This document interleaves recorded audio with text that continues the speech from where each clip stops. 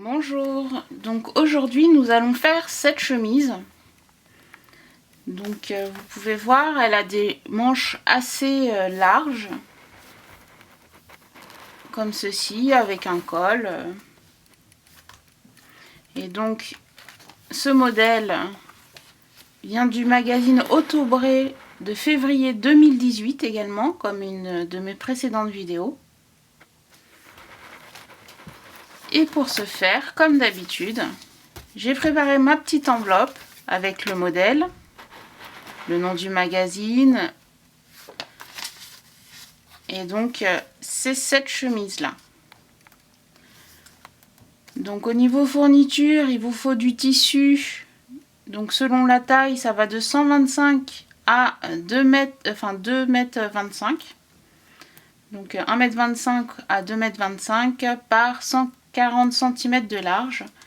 Et donc, au niveau des pièces, nous avons 2 pièces pour le devant, une pièce pour le dos coupé dans la pliure, de très larges manches et les pièces pour effectuer le col. En plus de cela, il faut soit des boutons, donc 6 au total, soit des pressions comme ceux que je vais utiliser. Et contrairement à ce modèle, je ne vais pas faire les boutons cachés, mais je vais les faire visibles. Donc pour ce faire, j'ai déjà fait mon patron, coupé le tissu. Donc là, vous pouvez voir la manche, elle est énorme. Et donc, voilà.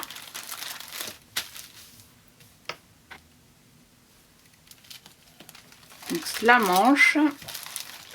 Ensuite, nous avons de quoi faire le col. Donc, 2 pièces différentes pour le col. Et ça, c'est pour le pied de col. Et donc, le dos et le devant.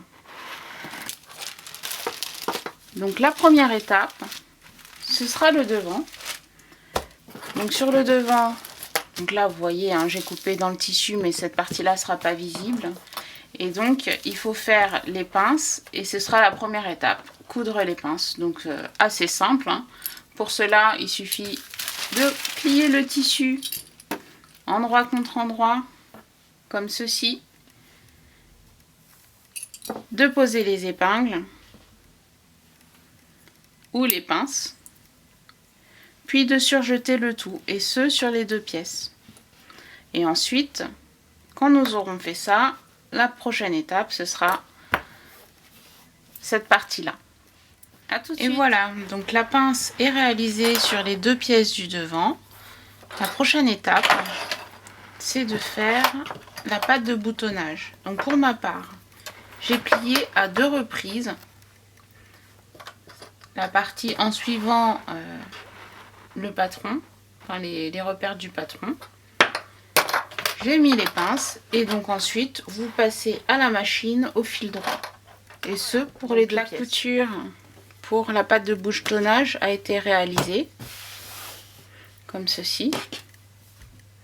Donc la prochaine étape, c'est de relier la pièce du dos qui est ici et celle du devant. Donc pour ce faire, rien de plus simple, vous prenez vos pinces ou vos épingles, vous mettez le dos comme ceci sur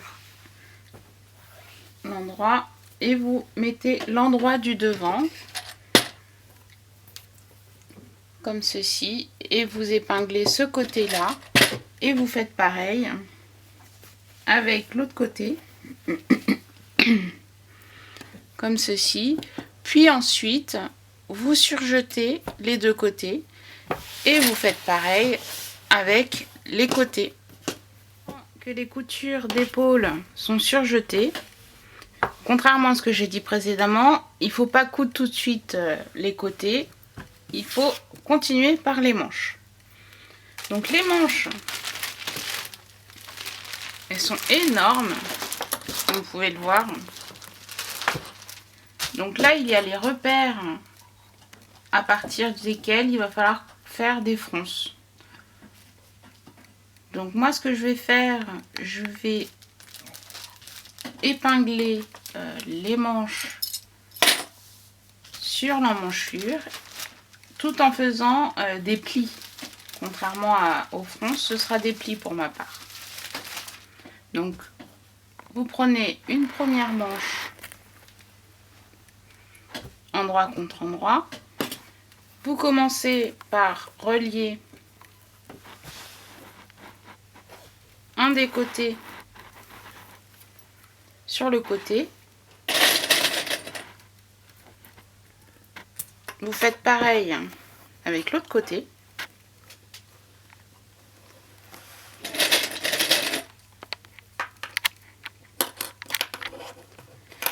Et ensuite, donc vous allez relier jusqu'à la moitié à peu près, hein, selon le repère que vous avez précédemment marqué. Et ensuite, vous faites vos fronces à partir de ce repère. Et ce, pour les deux côtés. Les manches sont posées avec les pliures juste ici. Et donc, j'en ai profité pour faire un coup de surjet au bas des manches. Donc, la prochaine étape, c'est de faire le col. Alors, pour faire le col, nous avons besoin de ces 3 pièces. 2 pièces pour le pied de col et le col. Donc c'est tout simple, comme tous les cols. Il suffit de prendre la première pièce du col ainsi que la deuxième, endroit contre endroit.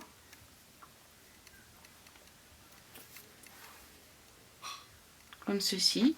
Donc vous épinglez ce côté-là, ce côté-là, ce côté-là. Vous surjetez.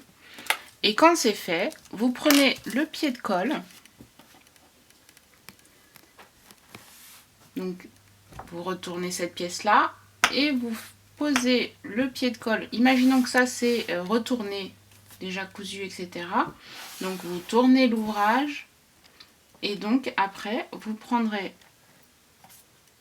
le pied de colle comme ceci. Et vous ferez un de ce côté-là, endroit contre endroit, un de l'autre côté.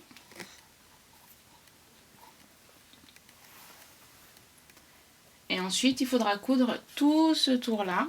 Et quand ce sera fini, cette partie-là sera à l'endroit, bien sûr. Et il suffira de tourner les 2 autres pieds de colle pour pouvoir les relier à la chemise. Donc du coup, j'ai fait la première partie du col. Donc j'ai surjeté, j'ai retourné et j'ai piqué au point droit la première partie. Donc comme je vous ai expliqué tout à l'heure, la deuxième partie, il s'agit de prendre le pied de colle, comme ceci. Vous posez cette partie du col par-dessus. Et ensuite la deuxième partie. Puis vous surjetez tout du long en prenant bien toutes les épaisseurs. On va les réaliser. Donc ça a été surjeté avec la première partie. Donc le col plus le pied de colle. Comme ceci. Et donc voilà. Donc prochaine étape, c'est de relier les côtés de la chemise. Donc comme ceci. Donc là vous avez le dos, une manche. Donc vous reliez les 2 extrémités des manches ensemble, endroit contre endroit. La même chose à ce niveau-là, en mettant des pinces ou des épingles. Voilà. Et vous surjetez le tout des 2 côtés. Et quand ce sera fait, vous surjetez le bas, puis le haut, et ensuite vous cousez le col. Et voilà, le col est fixé sur la chemise. Et donc la prochaine étape et avant-dernière étape, c'est de faire les ourlets des manches et du bas. Les ourlets du bas, l'ourlet du bas, pardon. Puis l'ourlet des manches.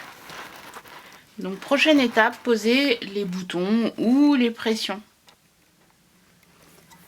Et voilà, la chemise est finie. Donc comme vous pouvez le voir, j'ai posé 6 boutons pression nacre.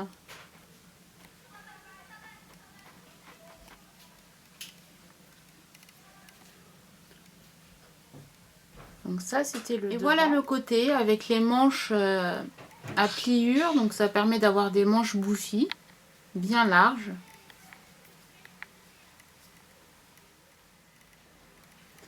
Et voici le dos.